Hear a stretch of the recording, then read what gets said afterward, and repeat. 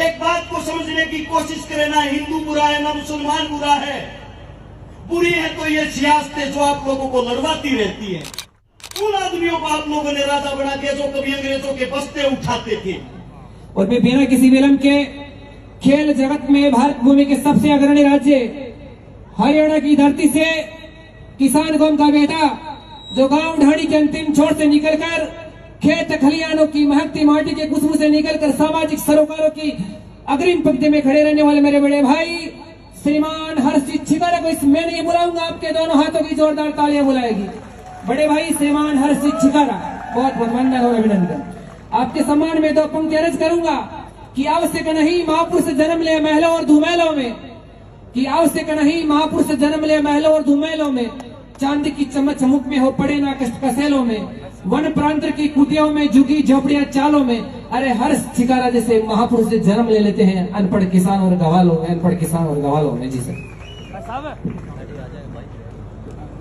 सबसे पहले सम्मानित बुजुर्ग, नौजवान साथी, आवाज सुन रही मात्र शक्तियां और मंच पर बैठे सभी बुद्धिजीव के चरणों में हरियाणा से आए हर्ष छिकारा की तरफ से हाथ जोड़कर राम राम, अस्सलाम वालेकुम। मेरी आप सभी साथियों से गुजारिश है, पिता समान मेरे अंकल जी, अभी आप लोगों को अपने विचार नहीं अपने दिल की बातें सुना रहे थे सत्यपाल जी। उन्हीं से जुड़ी हुई कुछ बात मैं आप लोगों को बताऊंगा जो आपके जीवन में काम आएंगी। आप जो लोग बैठे हो, थोड़ी देर के लिए इस राजनीति को भूल जाओ कि आप किसी पार्टी से जुड़े हुए हो और हकीकत पे आ जाओ, जमीन पे आओ। अगर आप टीवी देखोगे, फोन देखोगे, उसके अंदर आपको दिखाई देगा हिंदू मुसलमान को मार रहा है, मुसलमान हिंदू को मार रहा है। यही लड़ाई आप लोगों को दिखाई जाती है ना। इसकी हकीकत क्या है? एक बात को समझने की कोशिश करें, ना हिंदू बुरा है ना मुसलमान बुरा है। बुरी है तो ये सियासतें जो आप लोगों को लड़वाती रहती है। आप सभी साथियों से मेरी गुजारिश है, विनती है, इस लड़ाई से बाहर निकलकर अपने भाईचारे को पहचानो। और आज आप अपने हक के लिए नहीं खड़े हुए, आप लोग दोबारा से गुलाम होते जा रहे हो। आप सभी साथियों को बता देता हूं, हर्ष छिकारा ने कभी झूठ नहीं बोली, याद रखना। बहुत जल्दी दोबारा से गुलाम हो जाओगे इन नेता मंत्रियों के। जैसे मलिक साहब ने बताया, आगे चुनाव नहीं होंगे, जो राजा बन गया वो राजा ही रहेगा, इस बात को नोट कर लेना।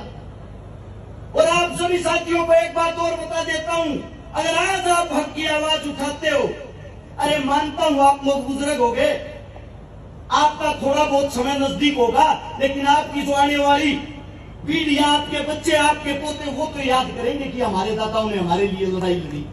और जो नौजवान साथी हैं, उनसे इतना ही कहना चाहूंगा, जब आपके बुजुर्ग अपना इतिहास पढ़ के देखो, 80-80 साल की उम्र में तलवारें उठाते थे, आपको भरी जवानी में क्या हो गया? किस लिए गुलाम बने हुए हो इन सरकारों के, इन नेताओं के, इन मंत्रियों के? जब तक आपके काका ताऊ, आपके बीच का किसान का बेटा कुर्सी पर नहीं बैठेगा, बड़ी पोस्ट पर नहीं बैठेगा, आपका भला कैसा हो जाएगा?